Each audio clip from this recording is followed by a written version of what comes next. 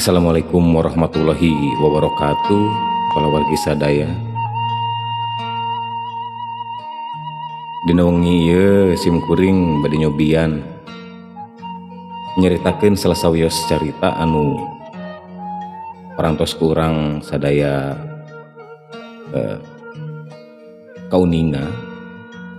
Nyata salah sawios carita Caah Laut Bayah. Carita ieu parantos kakoncara salasna ku masyarakat di Kecamatan Bayah, nanging musim kuring diropeah supados aya salah sawios hasanah atanapi kabeungharan carita atanapi dongeng nu aya di daerah urang. Mangga nyanggakeun. Zaman baheula aya hiji awewe ngaranna Nyi Biah. Umurna kurang leuwih 40 tahun. Nyi Biah teh jelema beunghar ku pakaya mah, tapi hirupna langsa. Sabab manehna hirup sorangan, teu boga salaki, komo deui anak mah. Kabeungharanana hasil ti warisan indung jeung bapakna anu geus lila maot. Manehna nyicingan imah urut polotna di hiji palemburan anu aya di basisir Laut Pakidulan. Palawargi sadaya, Nyi Biah teh ngabogaan sifat sombong, pedit jeung angkuh. Kulantaran kitu ngaranna kawentar ka mamana. Manehna boga sawah jeung kebon lega anu meuning ngampar di sisi basisir. Sanajan manehna boga sagala rupa, Nyi Biah mah teu boleh unggal poe ngarasa kakurangan. Pagawean sapopoena Nyi Biah teh ngawas-ngawas pagawe nu melak atawa panen di sawah jeung kebonna. Bisi aya nu ngurangan hasil saeutik-eutikeun oge. Manehna kacida peditna, tong boro mere atawa nulungan batur jeung dahar sorangan oge ngarasa nyaah. Tah ulah nu ka itu kalawarginya. Urang lembur mah geus arapaleun kana sifat Nyi Biah teh anu taradaek babagi jeung batur. Dina hiji mangsa datang aki-aki ka imahna. Lempangna geus make iket. Lempangna geus make itek. Kawas kacapean. Mantos lempang ti jauh pisan. Sabab datangna ti belah kaler, aki-aki teh nyampeurkeun Nyi Biah anu keur gogoleran di saung sawah bari pok nyarita. Nyi, aki geus sababaraha poe teu mangihan kadaharan. Aki mentap ke welas jeung kaasih ti Nyai. Suga Nyai boga kejo najan sakepeuleuan oge keun we Nyi. Kadengke komentar si aki. Nyi Biah lain karunya tapi kalah kaambek. Manehna nulak cangkeng. Nyarekan bari nuduh aki-aki eta anu ukur pura-pura miskin jeung menta-menta. Sangeunahna aki menta kejo ka aing. Deuleu ku aki. Batur geh digawe heula lamun hayang baranghakan mah.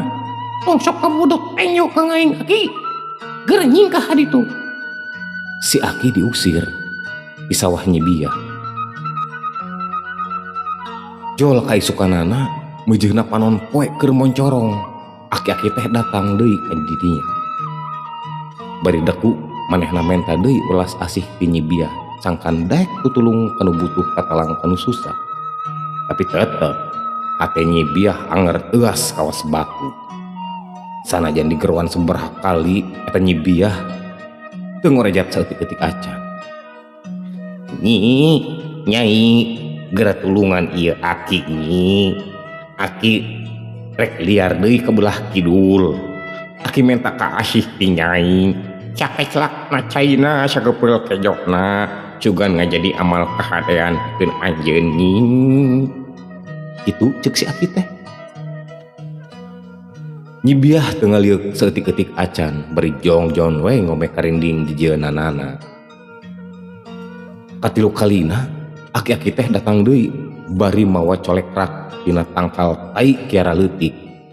Nyi Biah harita keur diburuan imahna, langsung ngagorowok ngusir si aki. Aki, geus yol deui bae ka dieu. Dengekeun ku aki.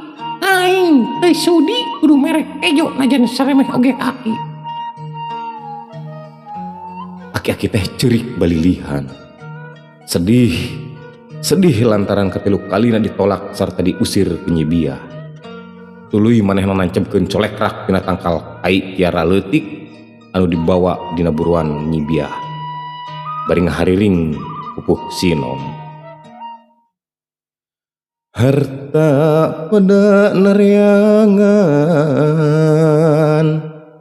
harti pada nyararungsi, sabab duanana guna, harti bisa mere bukti,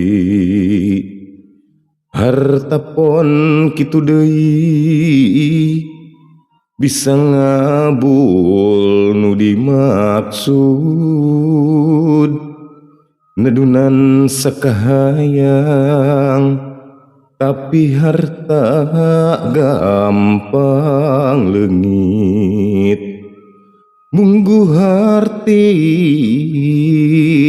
manfaat dunia akhirat.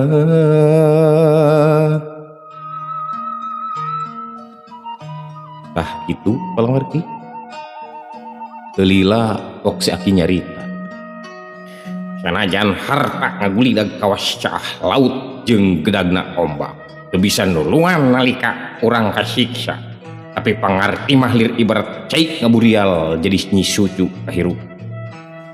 Aki-aki tuluy ngaleos ninggalkeun buruan imah Nyi Biah. Telila cahaya berem bijil di belah kulon, jaljol buaya ti muara ngadepak ka darat, maung hideung jeung maung belang keluar ti leuweung sakepeng pulo Manu, orai sagede catang kalapa keluar ti munjul aseupan, ucing belang keluar ti gunung Curi, manuk pating geleber ti kiara payung. Nyi Biah reuas ningali kejadian loba sato kalaluar ti tempat asalna. Kusabab kitu Nyi Biah anu geus ambek nyedek teu ngadoan lila.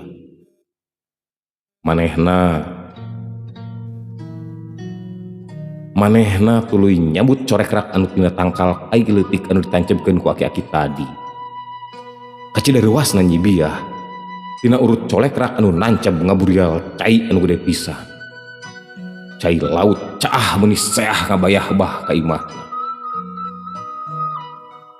Cai nu ngaburial beuki lila beuki ngagolontor sarta beuki ngagedean. Ditambah ku cai caah laut beuki lila beuki minuhan pakarangan imahna. Cai teh mimitina semat memuncangan, tuluy naek kana tuur, satuluyna ngeueum dada, antukna nepi ka salepot sirah.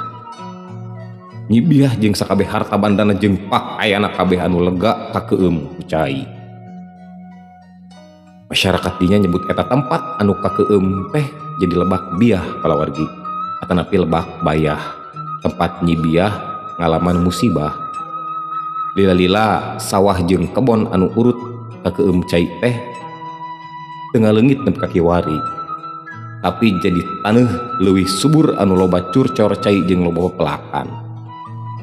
Palawargi masyarakat sabudeureun eta lembur nyebut eta tempat jadi Bayah, dicokot tina ngaran Nyi Biah. Tah palawargi anu kusim kuring dipika hormat, carita ieu mangrupakeun hiji pepeling pikeun masyarakat Bayah nepi ka kiwari anu ngajarkeun urang yen sanajan harta ngalaya, tapi sifat medit jeung angkuh mah bakal ngadatangkeun cilaka. Kudu leuwih ngutamakeun welas asih jeung pangarti tibatan ukur mikanyaah kana harta. Kadeudeuh jeung kahadean diri leuwih mulia tibatan harta dunya anu ngantep siga sisik naga. Tah kitu palawargi sadaya, carita ieu parantos kakoncara saleresna mah nanging kusim kuring diropeah supados sapagodos sareng kaayaan ayeuna oge mudah-mudahan tiasa janten salah sawios hasanah dongeng atanapi carita daerah anu aya di Lebak Pakidulan. Atur nuhun, sim kuring Wisnu Wirandi, cag sampurasun. Assalamualaikum warahmatullahi wabarakatuh.